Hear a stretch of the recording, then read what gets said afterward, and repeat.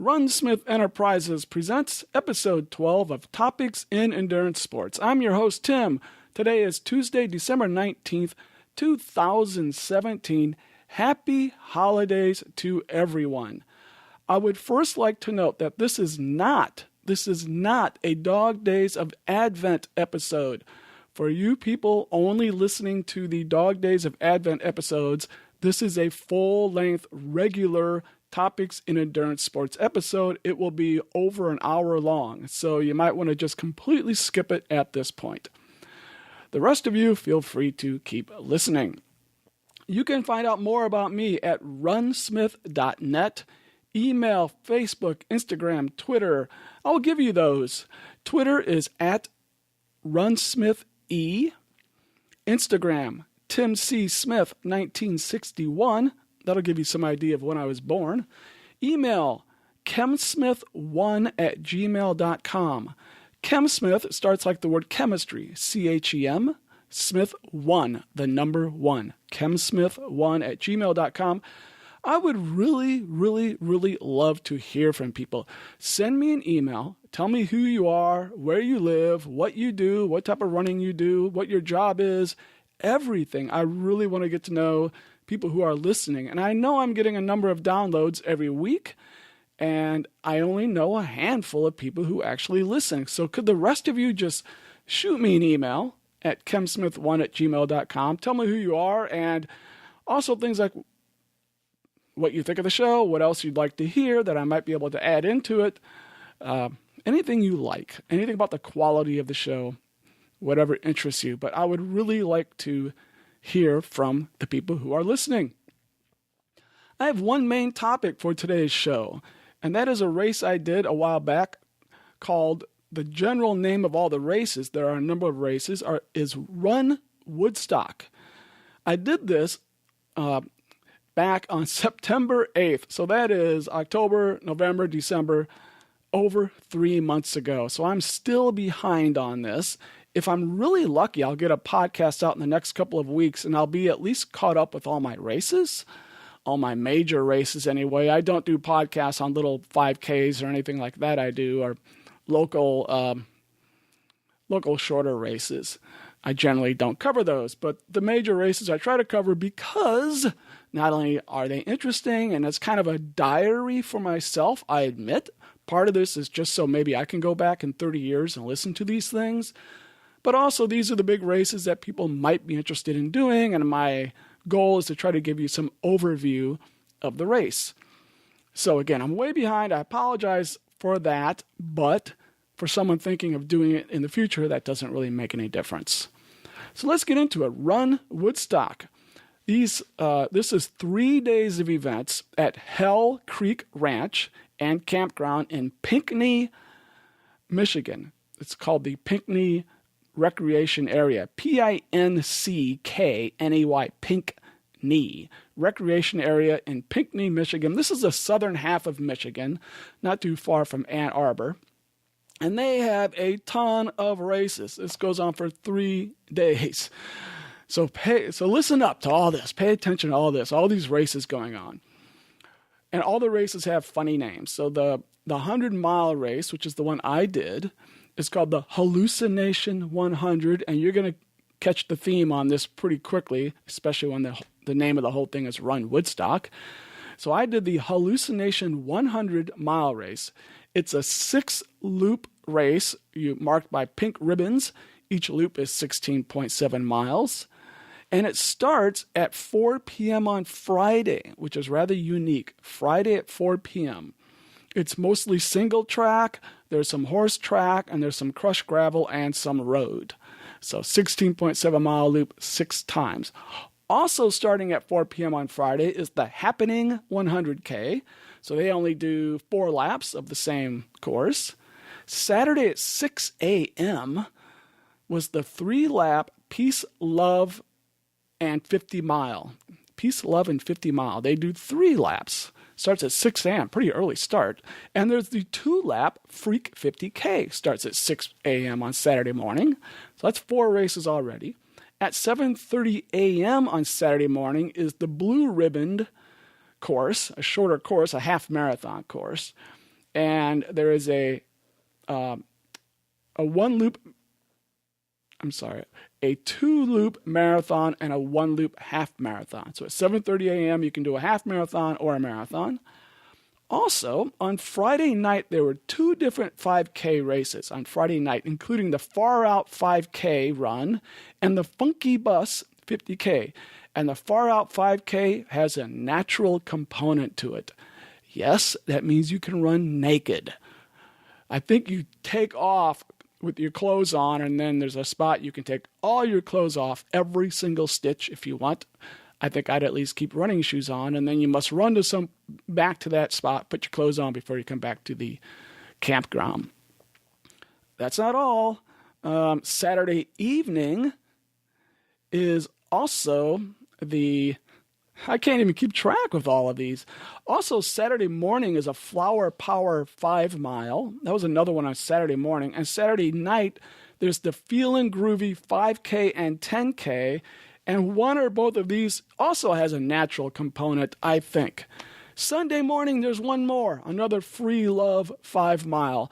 So as you can see, I'm having troubles even listing all of the races going on. Tons of races. And what's cool about that, obviously, if you go with someone who's doing one of the bigger races, the 100-mile, 100K, 50-mile, 50K, and you're not a huge runner yourself, you do shorter races, you've got some of these other ones to choose from while you're kind of hanging around. So I'm sure there are people who did the 5K Friday night and did a 5-mile Saturday morning and then a 10K Saturday night, all types of stuff like that. And I think some of these other races may not even have a fee with them, or if you're in one race, the other one is free or something like that. You have to look. The website can be complicated because of all these things to kind of go through and figure everything out. Not so bad if you're just doing one race like I am. But there are other things going on too. There's hikes they have, like Saturday at noon or something. I don't really remember the time. They did a hike. There was yoga sessions. There's everything going on. There are bands playing all the time. Friday night there were bands. I think Saturday at some point bands began and everything else. Just, it's crazy. Total hippie vibe, hippie themed, and it was really, really neat with all of this stuff. So what happened with us? We got our hotel Thursday night, even though it wasn't a long drive, but just a long enough drive. I didn't want to drive up Friday morning. It's like 4 or 5 hours. And I kind of wanted to, just sleep closer. And so we got a hotel like a half hour away or something. And that way we could get up pretty late Friday to get as much sleep as possible, drive up there and park and get there by like noon, because I was going to race at 4 p.m. So you park right across the street from where it starts, and then you haul everything over. You could actually get camp spots right on the campground. The course goes right through the campground. You could get campsites there, and some people did and just slept overnight in a tent, although it was rather chilly. Some people did that, but we got a hotel and drove and just parked right across the street and hauled everything over. So we actually hauled a tent over. The idea is I would put my stuff in the tent, or if my wife, who was with me, wanted to hang out in the tent, she could hang out in the tent at times. Overall, the temperatures are going to be wonderful. They're going to be just warm during the day. I don't really recall the exact temperatures, but I know I wasn't hot, and I know it was pretty sunny. So maybe it was 70s, 80s. It was pretty nice, I think. At night it was cold, but cold as in like the 40s, which is really quite perfect, actually. I think that's about what it was. So we got checked in like at noon or 1 and got a ton of stuff. And I don't have it right in front of me, so hold on 1 second. I'm going to go grab it. Don't leave. Here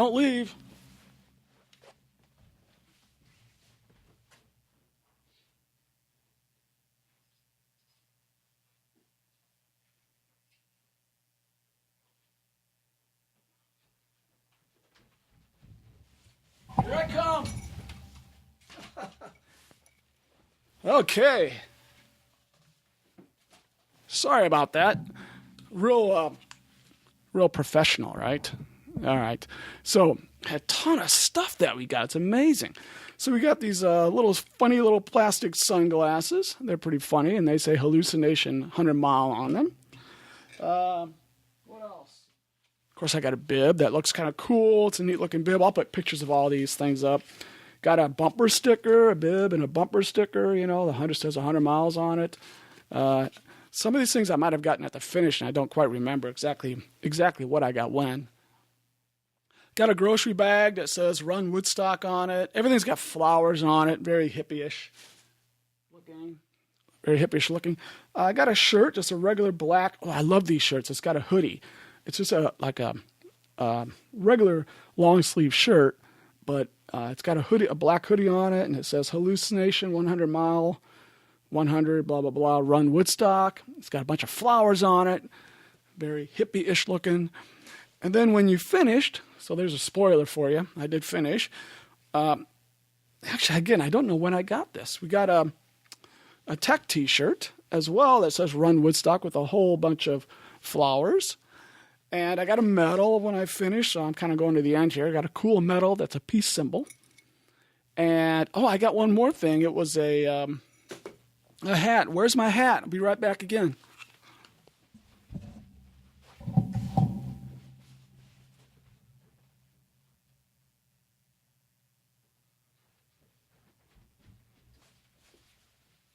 The professionalism does not end.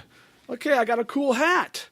See if the people who are watching can see the hat. Oh, yeah, there it is. Got a hat. Got a cool hat. Got all types of buttons, too. Little buttons you can get. They just had them sitting around.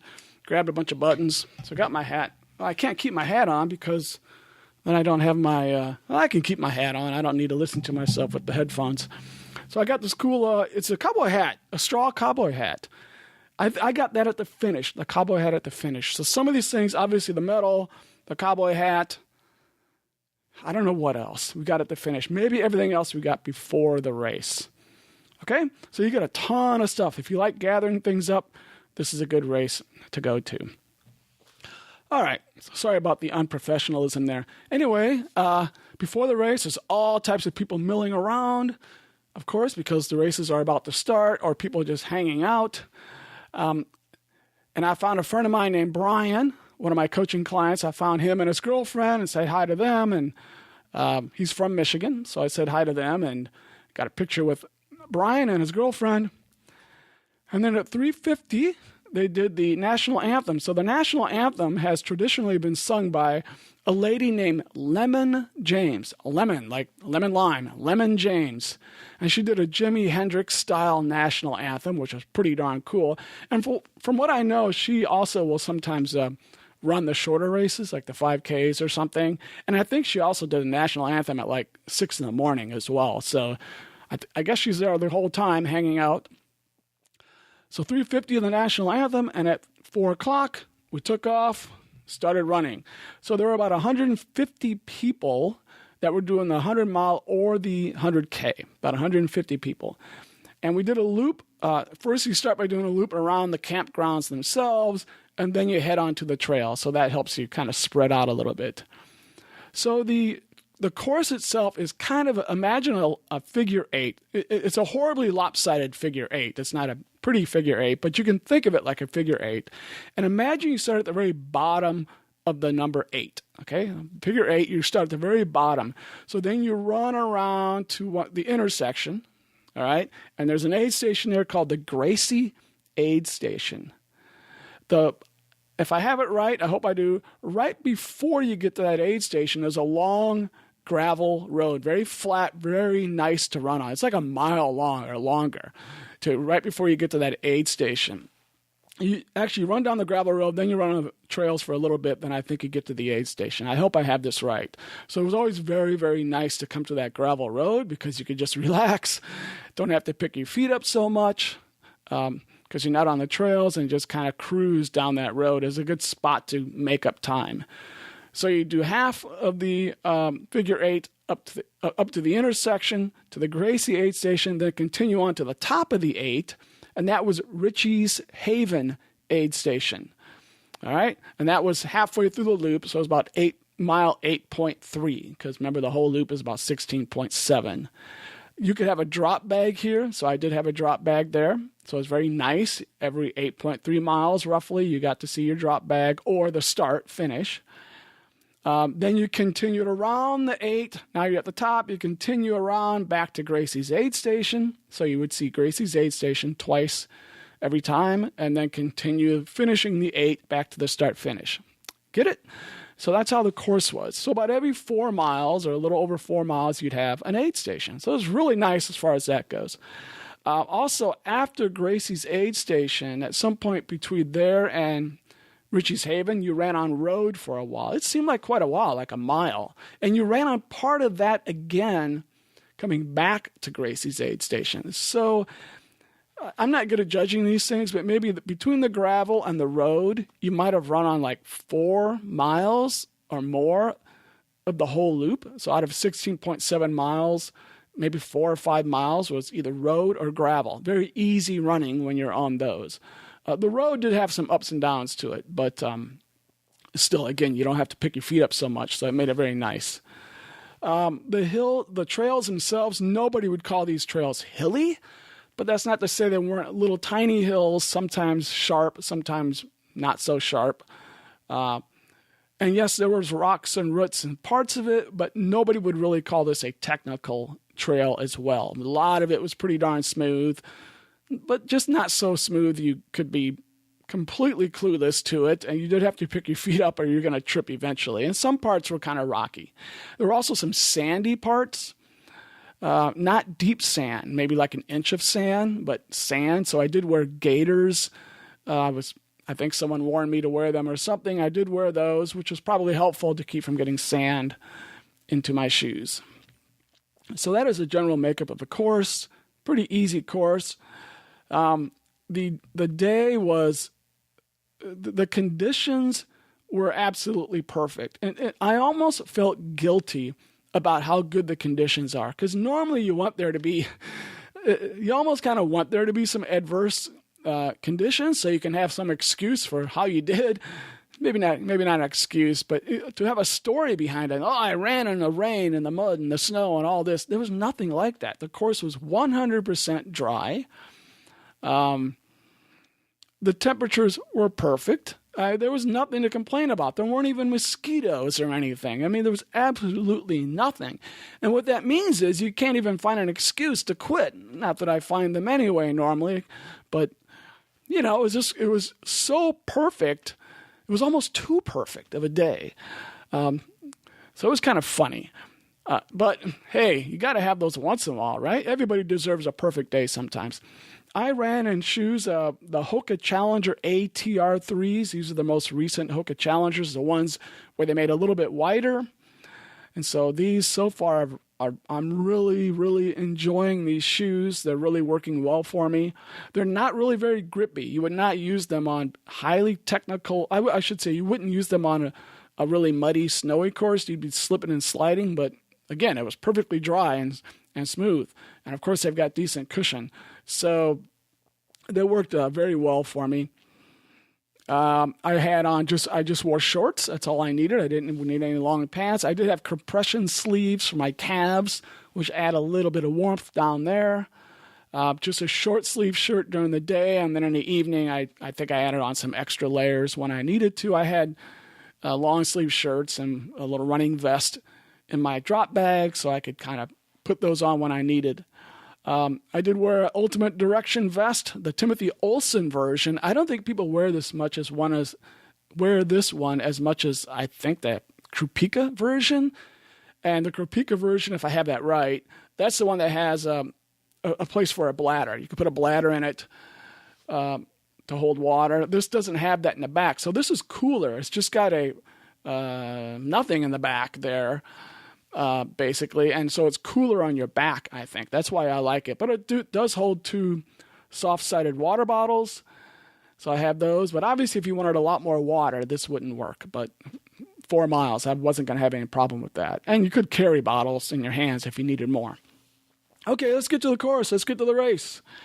Loop 1, I did this in 3 hours and 18 minutes, and for 16.7 miles. And when I start going over my next splits, you're going to probably say to yourself, oh, you went out way too fast.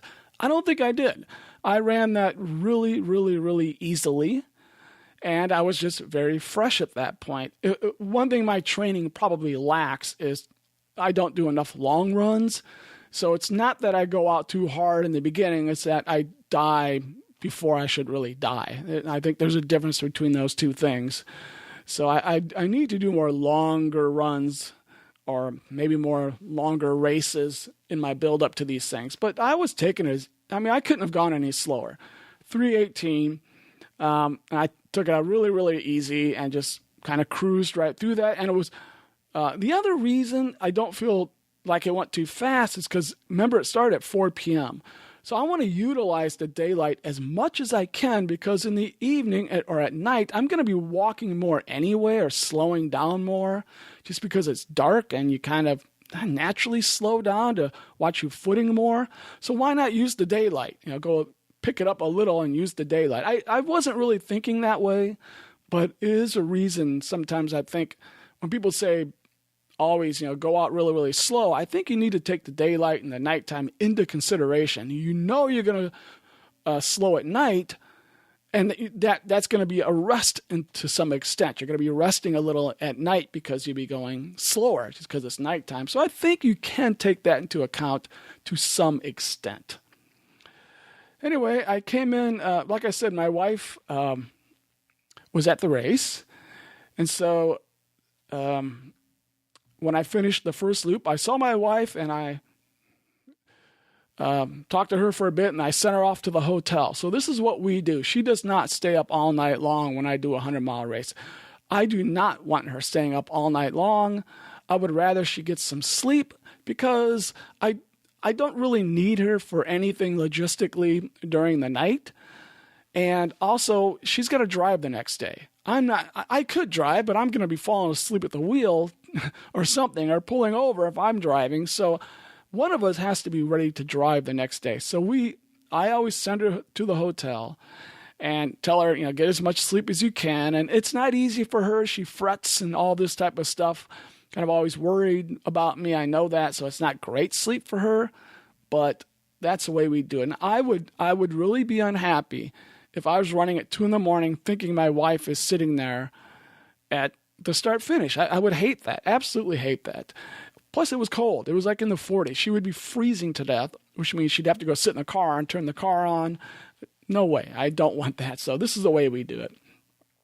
So started loop 2. It was only 7:30, but it is September, so the days are getting a little shorter. So I grabbed my headlight, headed out for loop 2, and didn't get that far before the dark came. Probably only ran an hour or so, and it's getting dark. Loop 2 went fairly well. It wasn't really very eventful. I finished it in 4:11, so you can see that's an hour slower than loop 1, 3:18 to 4:11. But again, that was just natural, not a problem. So for 2 loops, 7 hours and 29 total. It's now 11:30 p.m. roughly. So lap 3 was completely in the dark, and it went well. I could tell I was getting weaker, of course, but I was feeling okay, and I was still able to run all the easy spots, and I was doing more power hiking, though, that's for sure. And I know at one point I found myself next to a guy and a gal. Coincidentally enough, you're going to hear from the guy coming up, but I found myself near to them, and they could power hike crazily fast. I've never seen anything like how fast they could power hike. So I'd kind of catch up to them, and then I'd try to power hike right behind them. I was just using them to power hike because I was having trouble. And this is on the rocky or ruddy ups and downs and stuff like that.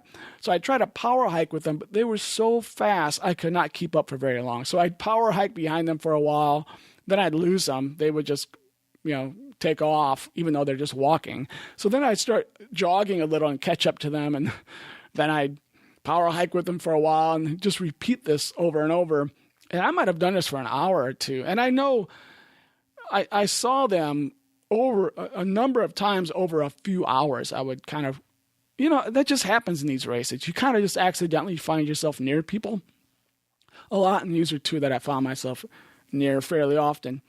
So lap 3 took me 4 hours and 48 minutes, a little bit slower, but not too bad. And that meant I did the first 50 miles, the first 3 loops, in 12 hours and 17 minutes. I think that's pretty good for me. I'm actually pretty happy with that. Not record breaking, but for me personally, that's pretty good. I mean, that's a good 50-mile time for me, period. And yet I know I've got another 50 to go, so that's not bad.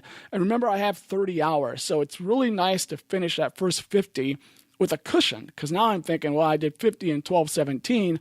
I've got almost 18 hours to do the next 50. So that's a nice feeling to have. You certainly don't want to take 14 and a half or 15 hours to do the first 50, or I personally, I'd be screwed if that happened. So I finished lap 3. It's 4:17 a.m., right in the middle of the night there. And I should say we're starting to get close to where the sun's going to come up eventually. So what I do remember at the end of lap 3 is that was kind of the coldest part of the evening, and it really felt cold. And what happens for me, and I think a lot of runners, is you're okay when you're moving, but then when you stop, and it's been like 2, 3, 4, 5, 6, 7, 10 minutes, you start to get really, really cold because you're not generating any heat. So I did stop at the start finish, and it wasn't long, and I was starting to shiver.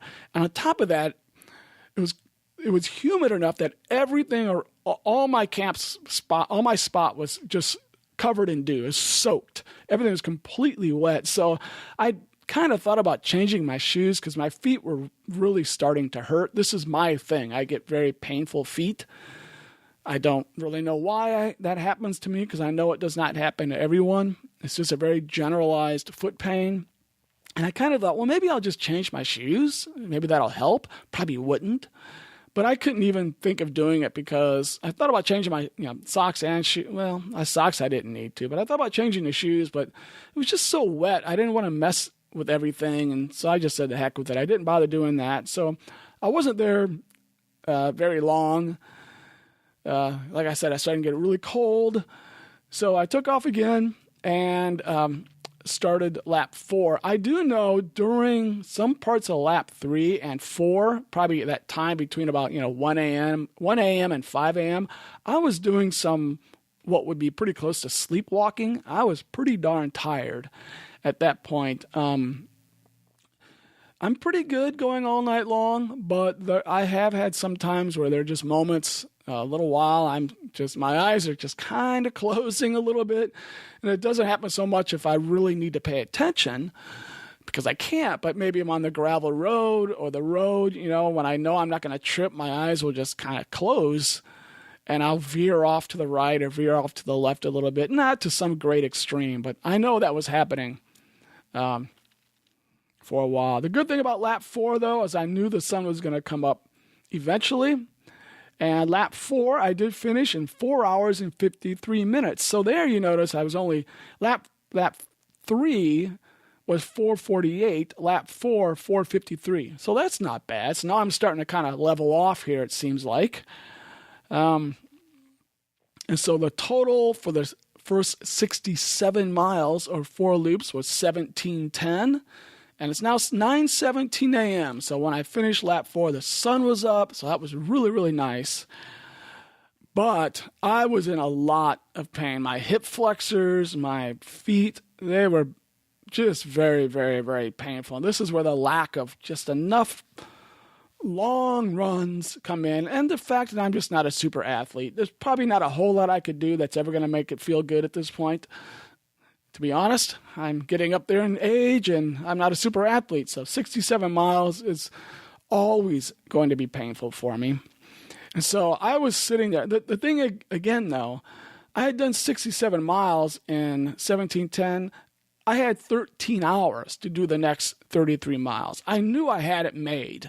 Unless something really went wrong, I knew I had it made. So when I got back to the start finish, it was warm enough that I could just sit. So I sat down. It was the first time I sat, really, more than a minute or two. The first time I sat, and I sat there about 15 minutes with my legs up. I was just kind of relaxing, thinking I'm in no hurry. And what was nice is right during that time, my wife came. So that was total coincidence. So that was really nice to see her.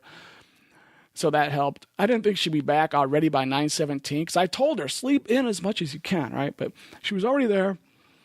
And that was really nice. So I headed back out. But when I headed back out, I thought maybe I was going to run the the final 33 miles. I was in a lot of, just the legs, the hips, everything was in a lot of pain. And as much as the feet hurt walking, they hurt even more running. But actually, lap 5 went pretty well. I actually sped up the first half of lap 5. I actually sped up. I did it 2 minutes per mile faster than the last part of lap 4. So the last part of lap 4 was slower than the first part of lap 5. Part of that, I think, is because the sun was up and I took that break. So it was actually pretty good for a while, and I did finish lap 5 in 5:07. So that's only 14 minutes slower than lap 4.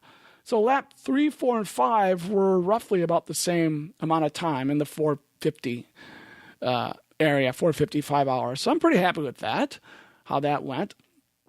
So the total time after 5 laps, 22 hours and 18 minutes. It was 2:18 p.m. in the afternoon. The kind of nice, warmest part of the day was there. I had 8 hours, almost 8 hours, to do the last 16.7 miles. So again, I knew I had it made. Sat at the start-finish talking to my wife again for another 15 minutes. I mean, there was no rush at all. And I was not out to, at this point, all I wanted to do was finish the darn thing. I was not out to go fast or do anything like that. I didn't care. So I talked to her for a little bit, but I was really in extremely deep pain at this point. I mean, deep, deep pain. A lot of you understand what I mean, but it was just, it's not so much bonking. It's just the bones and ligaments and all that are just beat up so bad, so deep.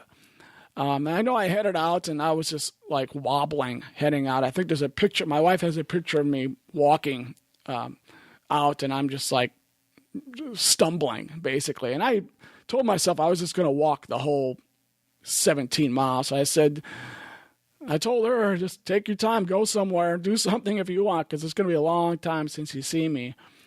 And so the first half of that, only 8.3 miles, the first half of the last loop took me 2 hours and 57 minutes. So basically 3 hours to go 8 miles. That's pretty pathetic, but I was just enjoying it. I mean, I was okay. I wasn't, crying or upset about it. I was like, hey, this is fine. I got almost 8 hours, so what if I take 3 hours to do half of it?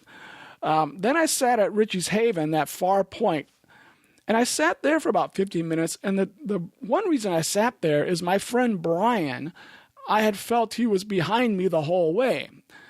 For one, he never passed me, and for two, when I got to Richie's Haven, his drop bag was still there. And the very last lap, you were supposed to take your drop bag and put it over to the other side so they knew you went through it so they could take it back to the start finish.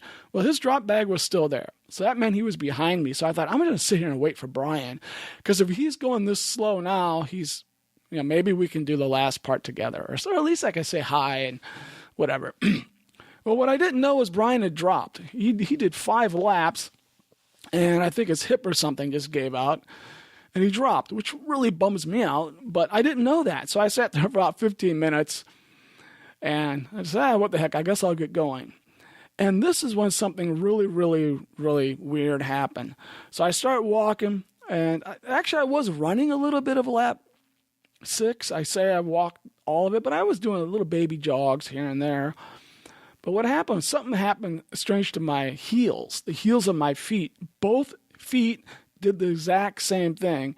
And I can't even explain this. It wasn't really an Achilles pull, because I've pulled my Achilles. I've strained those. I've strained my calves. And it probably was the Achilles, but it was a very bottomest part of the Achilles, right at the, almost underneath the foot. Not quite, still the back of the foot, but right where if you kind of feel the back of your foot, you kind of where the bone is most prominent back there, even a little below that. So I don't know if it's where the Achilles tendon or whatever feeds into the bone. I haven't looked that closely, but it was an astounding pain. And it was kind of I can't even describe it. It's kind of electrical-ish metal, like a piece of metal, cold piece of metal, electrical pain, It was bizarre.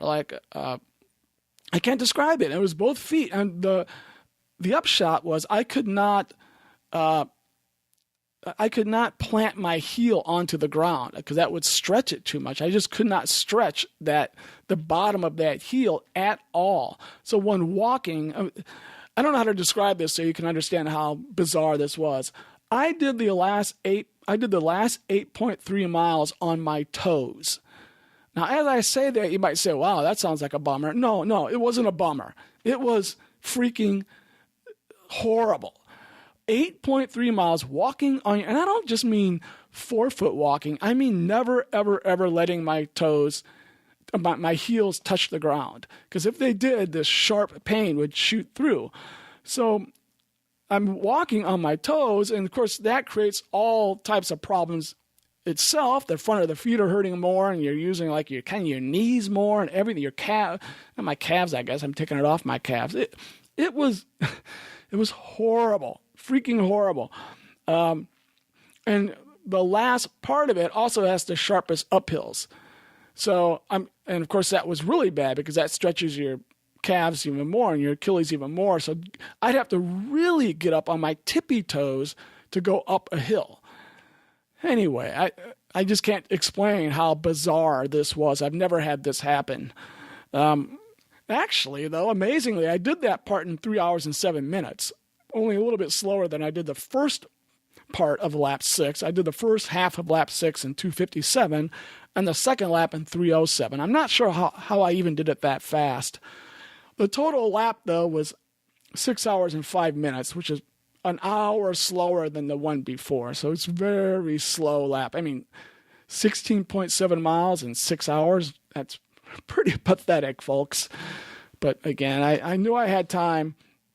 On top of this painful, bizarre walking on my toes, one of the other races, the evening Saturday races, were going on, and they were closer to the they were shorter races, so they were closer to the start finish, and those people were all flying by me, so I had no energy and all this pain, and I have to keep jumping off to the side of the trail to let them by. It's kind of crazy. By the way, I never did see a naked person, although I read someone else's blog, a lady, and she said she got to see a naked guy run by, but for better or worse, I saw no naked people. Anyway, I did make it to the finish. Yay! And I got the medal I spoke about and the hat that I'm wearing. My final time was 28:23:38. So 28 hours, 23 minutes, 8:23 p.m. It was dark again by them, and it was cold. Again, maybe only 40s, but then I stopped moving and I just started shivering like crazy. And this is when I'm so happy my wife is there because she took care of me. She took all the stuff and put it in the car, loaded everything up. They had like some free pasta for the runners, so I took a little bowl of that or something. But I probably wasn't there for more than 20, 30 minutes afterwards. And mainly even that long because I just couldn't move. I was in so much pain. The band was playing. I mean, it was really, really cool. But I was just so cold, I couldn't really enjoy it as much as I'd like. I mean, I was so cold and so tired and so worn out. I was just like, let's get in the car. Let's get out of here. So that's what we did. And so back to the heel problem. I have two kind of things that might have contributed. One might be that power hiking I did behind those two people, that couple. And I practice hiking, but I'm not a great hiker, but nevertheless I practice it, but I have never hiked that fast. And I think if you think about hiking, you actually heel plant more than when you're running. So I think maybe by hiking so fast for a couple of hours, maybe that caused the strain there, which means I need to practice hiking even more. And I need to make sure I'm doing it really, really fast when I'm practicing. And the other thing is maybe sitting with my legs up, because you kind of put your heels on. And maybe it's not so much that I had my heels up on something, but maybe that caused my body to kind of go into you're done mode. And just like all the heel area maybe just started contracting, like, okay, we're done. We're not going to do any more stretching. And then I went out and tried to stretch on it. I tried to go out and walk and run on it. So maybe those two things. Maybe I should not have sat either so long or sat with my heels up like that. Maybe that was a problem. But anyway, it was bad. And I should say, it stayed bad for a good month. It was seriously a problem. I could not run at all, really, for about a month, even longer than that. I felt something residual for probably close to 2 months afterwards. It was really something. Anyway, to add a little bit of spice to this, and when I go to races, I take my recorder and I really want to record people and get some, alternate views to what happened. I was so beat. I wasn't about to do that. My friend Brian was gone, so I wasn't going to. He's the guy I kind of wanted to interview. And there were all types of people I could have interviewed, but I was like, I can't even hold on to the recorder. I could barely speak. I lose my voice in long races. It gets all raspy just from all the breathing. And I'm like, forget this. But a couple months later, I did interview a friend of mine, Dan Semsel. And guess what? Dan is the guy I was power hiking behind. So Dan lives up in near Dayton, Ohio, not too far from me. We're really only just Facebook friends. I've kind of become Facebook friends with a lot of the ultra runners in the area. Dan seemed like a cool guy. Obviously, he did the race and finished it. He finished a couple hours ahead of me, 26:46. Great job, Dan. And I just wanted an alternate take on the race. So let's listen to Dan. Okay, I'm here with Dan. And my first question is, you live in Fairborn, Ohio, is that correct? That's correct. I've lived in Fairborn for about 5 years now. And where were you? Were you originally from this area? No, I grew up in Athens, Ohio, but I'm retired Air Force, and my last assignment was Wright-Patterson Air Force Base. Oh, very nice. So when were you at Wright-Patterson? I was still on active duty from June of 2011 through May of 2013. Still on active duty. When were you first on active duty? I entered the Air Force in 1988. 1988. So were you always in the States during all this time? No, I served several tours overseas, primarily in the Middle East. Oh, really? Oh, that must have a number of stories right there, I imagine. Training in Afghanistan in the summertime is not the easiest thing in the world. Wow. Well, that could be a whole conversation right there. But we're here to talk about the Hallucination 100, which we both did. First question is, have you run any of the Woodstock races before? I did Hallucination in 2016 as well as 2017. So this is my second time doing the Hallucination 100. Okay, so how were because I thought the conditions were beyond ideal. It was dry, the temperatures were perfect. How was it in 2016? 2016, it was a swamp. The first lap was good, but the laps after that, the skies opened up and turned all that nice hard-packed sand into a very, very soft mud. My time from 2017 was 3 hours faster than my 2016 time because of the course conditions. Yeah, I felt like when I was running that I had no excuse not to finish on time because everything was just so ideal that day. So I can imagine being faster in 2017. Basically, the course was 6 loops. Feel free to just give kind of an overview of how the race went. You can go loop by loop if you want, or how your day went in general. Were you feeling good the whole way? Bad points or anything like that? I had the opportunity to pace a friend of mine who was trying to get her Western States qualifier done. So I ran with her for the first 4 laps. The idea was that I would pace her for 4 laps, then her pace crew would take over, her official pacers would take over.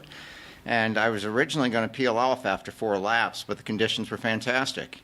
The first lap, we stayed right on target. Our goal was to get in. We wanted to see how far we can make it before sunset, with a stretch goal of making it back to the first of the aid stations before the sun went down.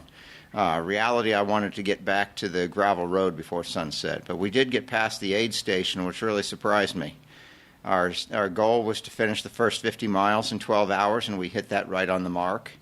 And then it was all about waiting for the sun to come up. Lap 2 was sporty at night. Once we lost the sun, we backed our pace way off and focused more on running the runnable portions on the roads and walking the trails. And we did that for lap 3 as well. Lap 4, as soon as the sun came up, my partner took off and actually went out a little bit quick, but she left me behind. I stayed at a steady pace and came in on target for lap 4 and felt good enough to go back out for 5 and 6 once I found out that she had been picked up by her official pacers. So I went out and did lap 5 and was actually starting to pull negative splits. So my second fastest lap of the day was my sixth lap. The only lap faster was the first lap. But the conditions were ideal. The single track was very, very clear and dry. The hills, there really are no hills on that course. It's the easiest 100 of the four courses that I've run. It's the easiest of the courses I've run.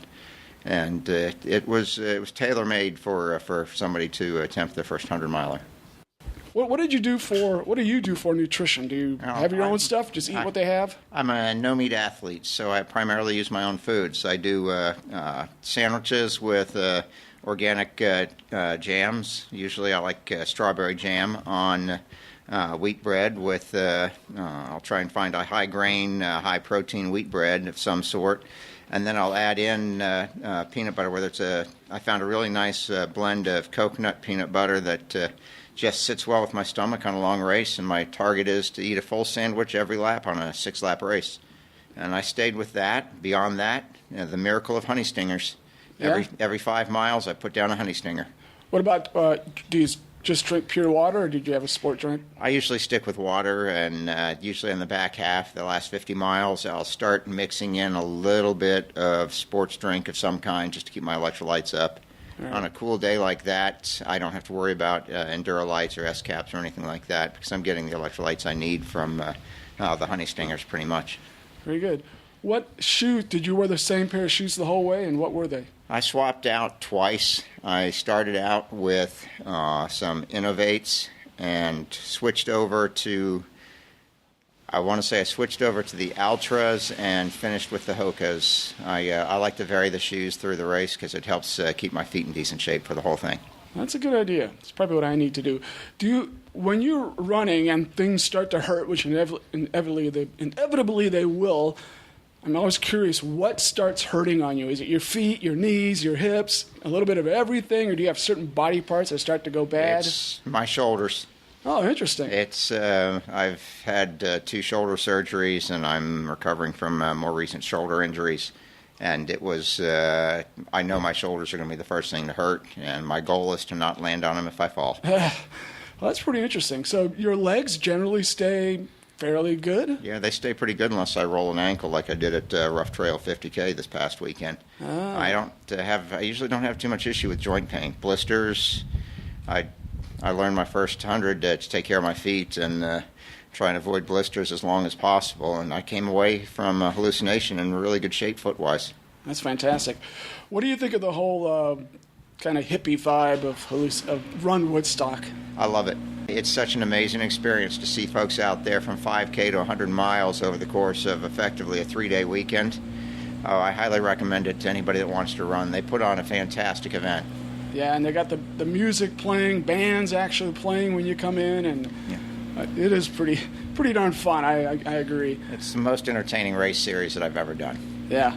You have run at least 200s. Have you run any other hundreds? Yeah, this was my 6th 100-miler, my 4th successful one. I have, in late June, I completed, I guess it was July, I completed the Burning River 100 and got my Western States ticket there, so hallucination, that's why I was willing to leave after the 4th lap if I wasn't feeling it. But I've done hallucination twice successfully. I've done Burning River once successfully out of 2 attempts. And I've done the Indiana Trail 100 successfully, and I took a DNF at the Mohican 100 on the 3rd lap, at the end of the 3rd lap. So when you have DNF'd, what is it that's went wrong? You just lose all your energy, or? Well, with Burning River, the first time, it was my first 100, I bit off more than I could chew. I didn't take care of my feet, and I was paying the price. By the time I got to about mile 67, I couldn't put my weight on my feet, and I decided to peel out. The DNF at Mohican, the heat got me. I got into the 3rd lap, and I couldn't keep anything in my stomach. No liquids, no foods. And so when I came done at the end of the 3rd lap, my teammates saw me staggering, and that was, jumping out was the right place at that time. It would have been unsafe for me to go back out. Even though I still had 8 hours to finish the last lap, it would have been unsafe. I would have been putting people at risk. Yeah. So I saw you're in the lottery for Western. How many tickets do you have? I've got 4 tickets this year. So 4 times as many as I have. So that'll give you probably like a 4% chance or something. There last year. Last year was 2.5% per ticket, I think. Yeah, last year for 4 tickets was 9.5%, but this year there's almost 5,000 applicants, so I'm guessing it's going to be about 8% with 4 tickets this year. What other ultras? Just if you had some other ultras that you've really enjoyed that you might recommend to people of any distance. I've primarily run the ORRC races locally. The Doggone Long 50 miler, the Another Damn 50K, Tie-Dye 50K. I like them because they fit very well for training for the summer hundreds. And they're local, they're fun, and they're inexpensive. Beyond that, I did the Kanawha Trace 50K as my first ever ultra in West Virginia and thought that was beautiful. But my goal is Western States, and once I get past that, I'd love to do the Comrades Ultra Marathon in South Africa. That's pretty much it on the Ultra Series for me. That's on my bucket list as well someday. So you did this, what was the race you did this last weekend in Kentucky? I did the Rough Trail 50K down in Slade, Kentucky, in the Red River Gorge, and it was by far the toughest and most beautiful race I've ever run. It makes Mohican look easy. Was that the first year of the race? It was I want to say second or third year they've run that one. It's very well organized, but the vertical is just phenomenal. I went into it and I was humbled by the course. There was 5,200 feet of climbing in the first 28 miles. Wow! So it was sobering. I got to mile 18 with 5 hours to go before the cutoff and thought it was in the bag, and then I saw the hills we were doing, and trying to keep a 25-minute mile was a challenge. The course didn't break me, but it definitely taught me some humility. Yeah, that's good. I'm a little new to the area, but maybe you'll know better than I will. Is it me, or has Kentucky just exploded with ultras in the last 2 or 3 years? Honestly, does it just seem that way to me?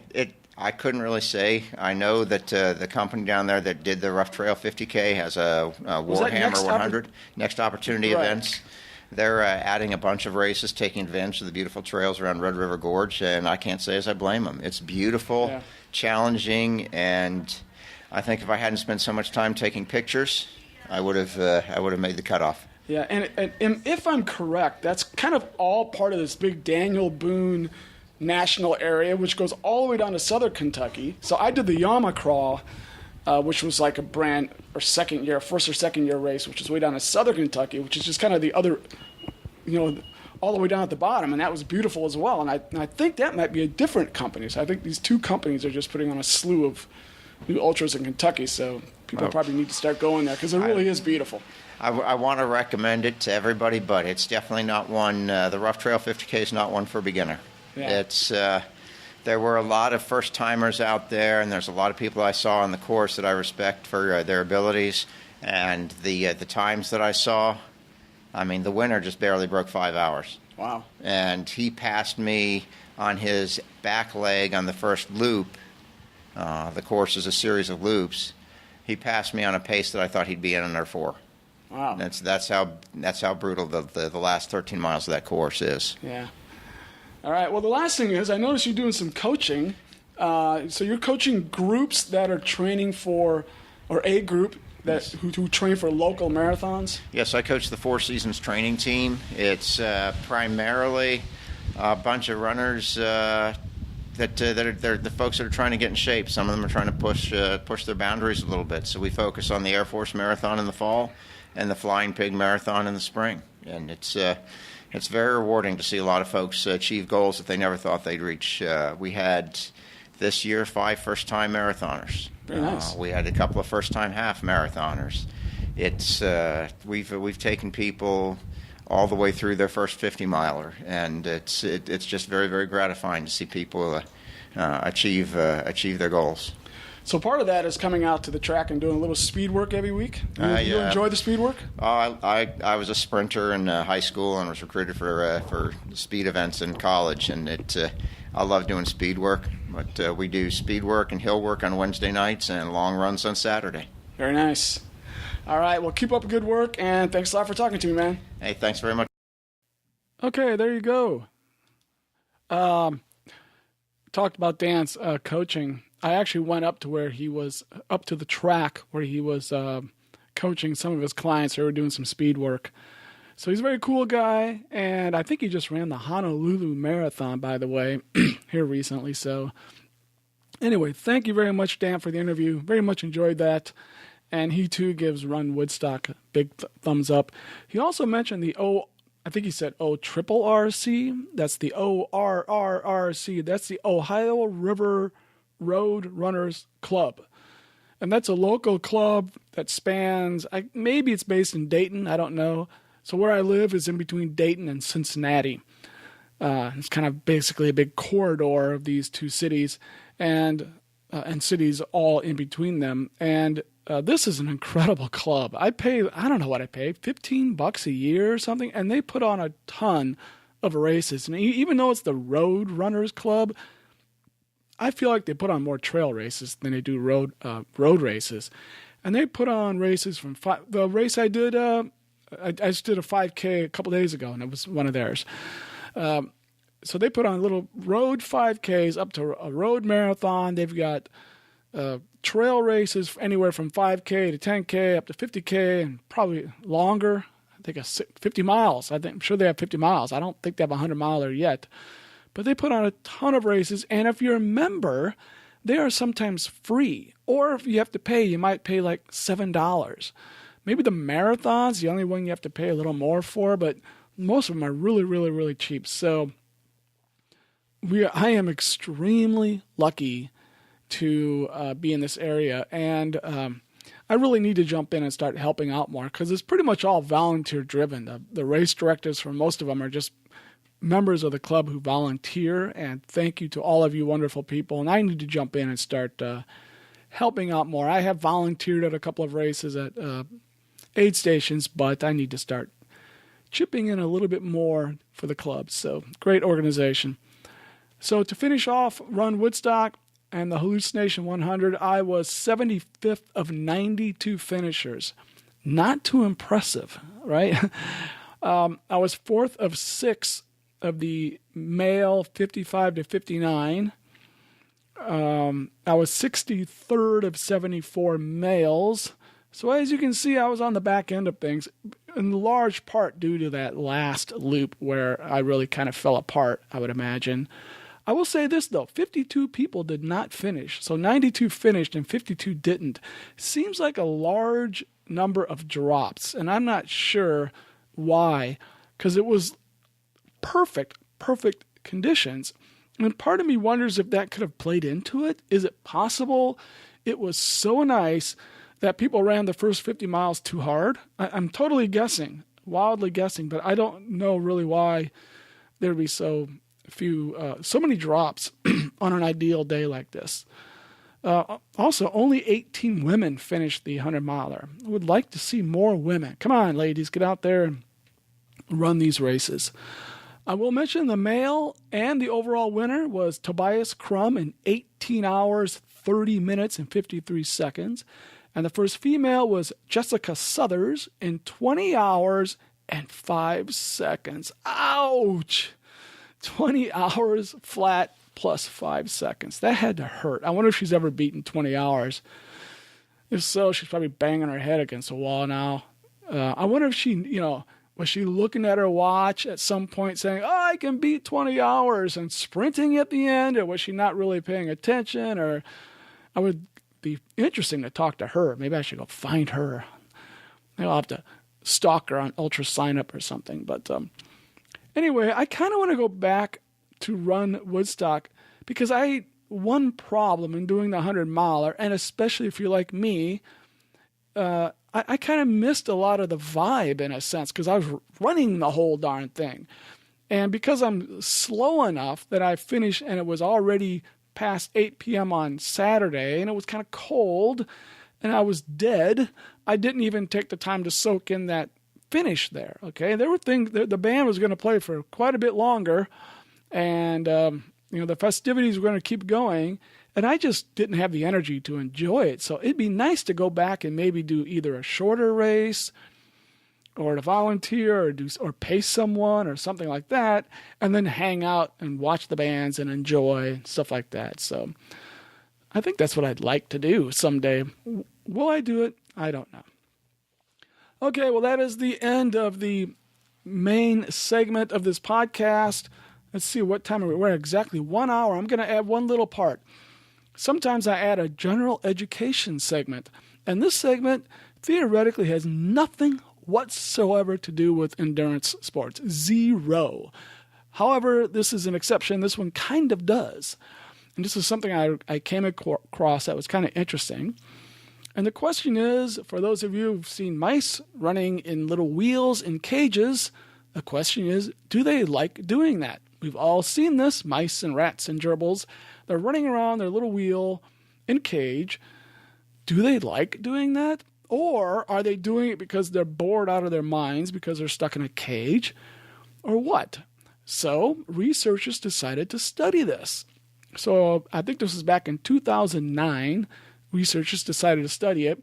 And researchers already knew that these little mice are exercise maniacs. In fact, a mouse can log more than 5 kilometers per night on a running wheel. 5 kilometers. Think of that little tiny mice. Tiny mouse. 5 kilometers in one evening? That's insane. So they're trying to figure out, do they enjoy this, or was this some they're captive and mentally they've gone bad, and that's like some obsessive thing they just did. So what was the obvious thing to do? Put a wheel in their backyard, and that's basically what they did. So in 2009, neurophysiologist Joanna Meyer set up an unusual experiment in her backyard. In a corner of her garden, she and her colleagues at Leiden University in the Netherlands placed a little rodent running wheel inside a cage, an open cage, and trained a motion detecting infrared camera on the scene. So they got it in the backyard, they just put a wheel out there and put a camera on it. They put out some food there just to get the mice in the area and saw what happened. Well, wild house mice discovered the food and scampered right onto the wheel and started to run. Rats, shrews, and even frogs ran on the wheel, and I believe I even heard a snail as well. More than 200,000 animals in 3 years. I'm amazed I could count that. 200,000 animals in 3 years ran on this thing. Even without, and eventually they took the food away, they still came and ran on it. Sometimes the rodents were so eager to run that they couldn't wait to take turns. At one point, a large mouse sent a smaller mouse flying when it climbed on the wheel and started running in the opposite direction. So a conclusion, I'm not sure this was her conclusion, this was the article I was reading, but a conclusion is, one thing was clear, the mice seemed to enjoy it, or the rodents seemed to enjoy it. They seemed to find exercise in and of itself rewarding. That was the conclusion. I'm going to add my own thing here in that I'm still not positive that's proven. Well, they did prove that mice will run on a wheel a bunch, even if they don't have to. One thing that they didn't say in this, though, was this 200,000 different rodents, or did some of them come back a lot? I don't know, because I would argue it may not be that they enjoyed it, but maybe they were curious, for one, about what's going on. That's not exactly the same thing as enjoyment. And number two, maybe they thought the wheel would get them somewhere.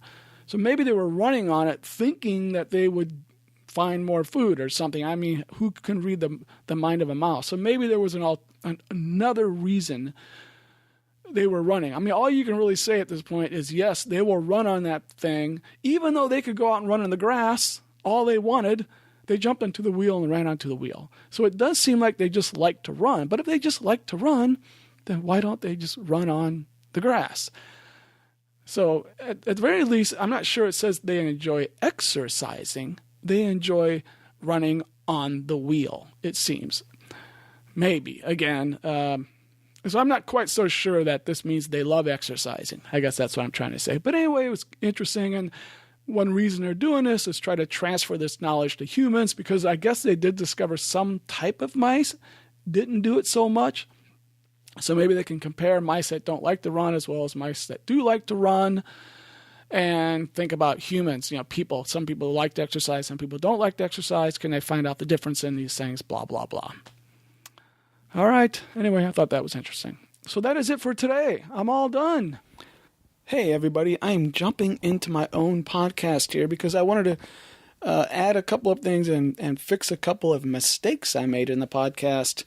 Number one, I didn't mention anything about the aid stations. The aid stations didn't have anything really to go crazy about.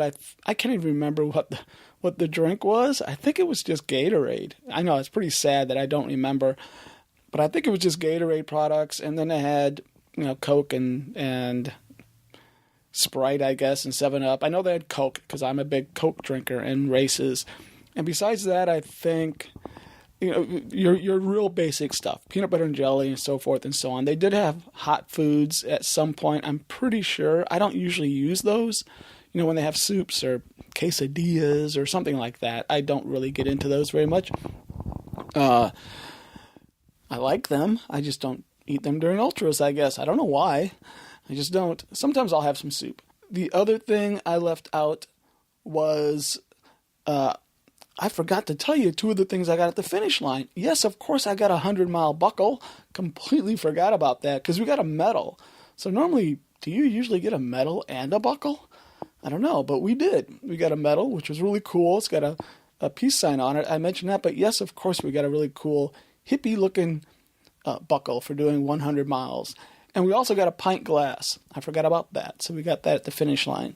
And the last thing is, I made a complete mistake on what shoes I wore. I did not wear the Challenger ATR 3s.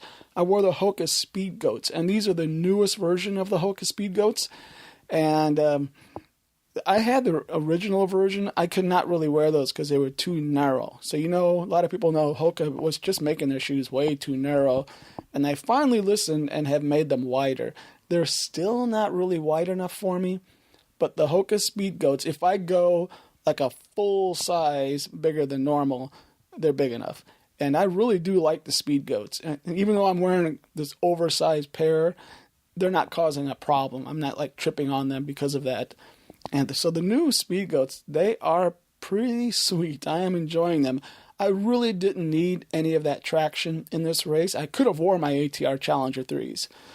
So I didn't really need the traction that the Speed Goats provided, but in any case, they're just good on trail. So I do like the new Speed Goats. And the reason I had said Challenger ATR 3s is in my race afterwards, after a hallucination, I did wear the Challenger ATR 3s. And that'll be my next podcast. So that's when I did wear them. So I am into the Hoka Speed Goats, the Hoka Challenger ATR 3s. I like those 2 shoes. Another shoe I really like is, believe it or not, Skechers Go Trail. I think it's a Skechers Go Trail Ultra, maybe. It's a really, really, really, really good shoe, and I think it's really underrated. Those are probably my 3 favorite shoes right now. But anyway, this is not a shoe show. I just wanted to clarify that. Okay, back to the finish of the show. All right. So, again, you can find more information about me at my website at runsmith.net. All that stuff. Social media information. Also on runsmith.net, my coaching services. Please check that out. Yes, I'm a coach. And also, if you'd like to donate, you can go to patreon.com/runsmith, RUNSMITH, patreon.com/runsmith. Please donate. Also, could you please leave a review on iTunes? Please, please, please, please. And I don't always check it, so if you do, maybe send me an email afterwards and said, I left a review, so I could double check that. But please go to iTunes, click on it, leave a review. That would be absolutely wonderful. And again, go check out Run Woodstock. Very fun race. I heartily approve. Oh, there was one other thing I got. I forgot to mention. They gave me a poster. So I'm showing a poster to the camera. And if you're wondering why I say camera, because you're listening to the podcast, this whole podcast, I take a video of it and I put it on YouTube. There's no difference except that you see me and you see some of the stuff I'm talking about. But all the things I'm talking about, I make pictures of as well. And I put it on runsmith.net. Anyway, that's it. This is Run Smith Enterprises presenting topics in endurance sports Signing out. Have a fun workout.